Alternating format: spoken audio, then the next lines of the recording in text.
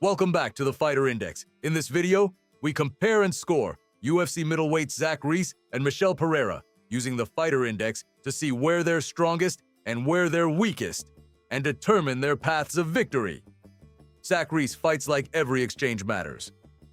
At middleweight, he brings real size, real power, and a willingness to press forward that immediately forces opponents to react.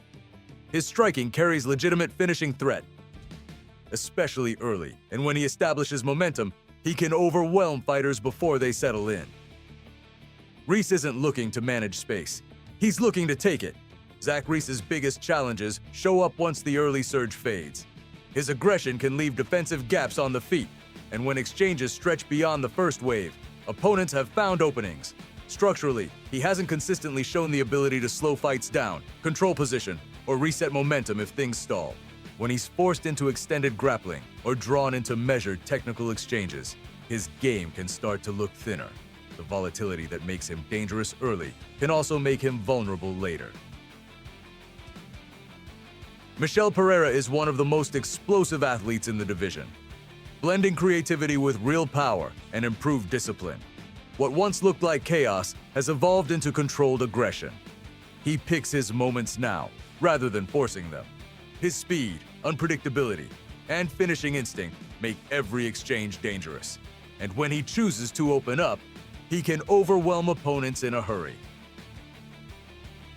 Michel Pereira's game still carries volatility beneath the discipline.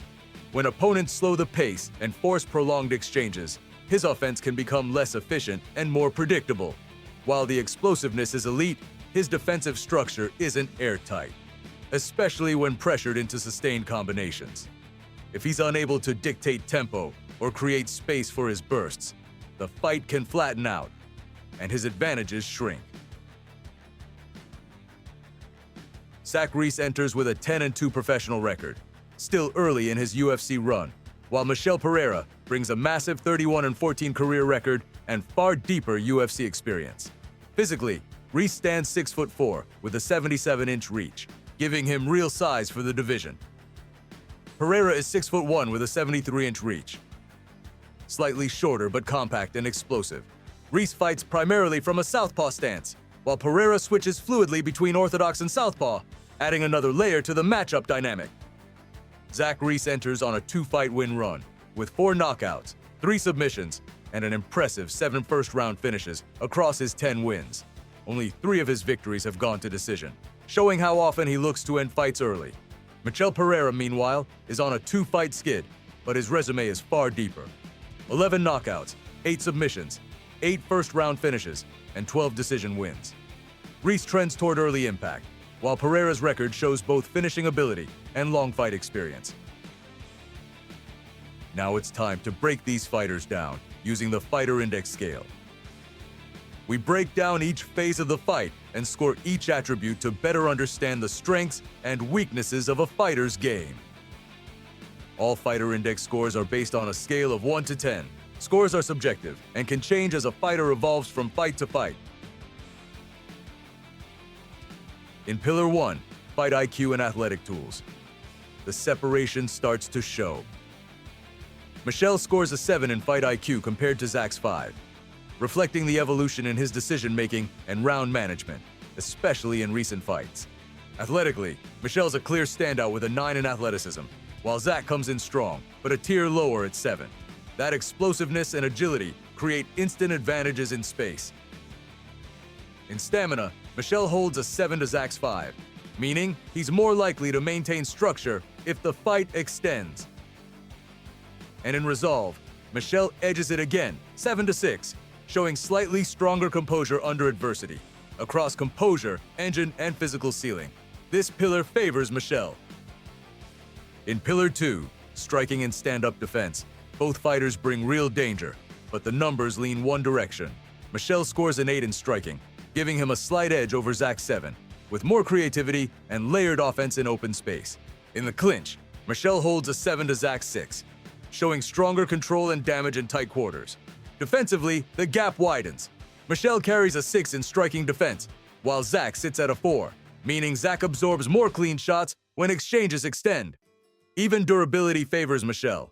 7 in chin to Zach's 6, with advantages in offense, defense, and damage absorption. This pillar also favors Michel. In Pillar 3, grappling and control, the margins aren't massive, but they're consistent. Michel scores a 6 in wrestling compared to Zach's 5, giving him a slight edge in initiating and defending positional exchanges. In takedown offense, the gap widens. Michel holds a 6 to Zach's 4, showing a more reliable ability to put fights on the mat when he chooses. Top control follows the same pattern, 6 to 4, meaning Michel is more capable of settling and managing position rather than scrambling immediately. Even in Brazilian jiu-jitsu, Michel edges it 6 to 5, reflecting slightly deeper submission awareness. Across control and positional stability, this pillar favors Michel. In Pillar 4, defense, scrambles, and ground survival, the separation continues. Michel scores a 7 in takedown defense compared to Zach's 6, showing slightly stronger balance and urgency when opponents try to ground him. In Brazilian Jiu-Jitsu defense, Michel holds a 6 to Zach's 5, reflecting more composure in bad positions. Off the back, it's 5 to 4, meaning neither fighter is dangerous there, but Michel is a bit more functional. The biggest gap comes in scrambles. Michel scores an 8, while Zach sits at a 6, giving Michel a real edge in transitions and reversals. With stronger defensive layering and transitional explosiveness, this pillar clearly favors Michel. Now we look at each fighter's path to victory based on what we learned from the 4 pillars. Zach Reese's path to victory is built around immediacy. He needs to establish pressure early, use his size and reach to take space, and turn the fight into high-impact exchanges before Pereira builds any momentum. The longer this stays technical and measured, the more it favors experience. So Reese's best window is in the first half of the fight.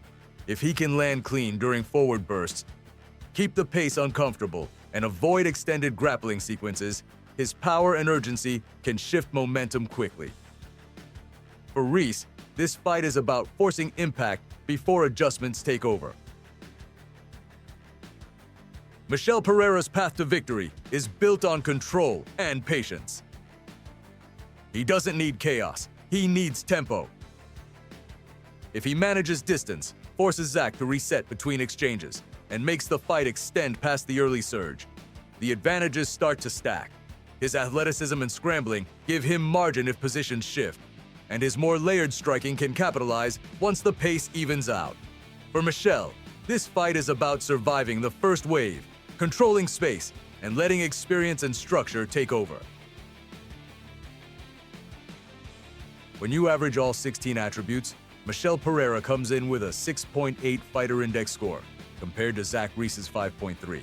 That gap reflects advantages across athleticism, decision-making, defensive reliability, and transitional explosiveness. Zach carries real early danger, but his success depends more heavily on momentum. Across more phases and over a longer stretch of a fight, the numbers point toward Michel Pereira holding the overall edge.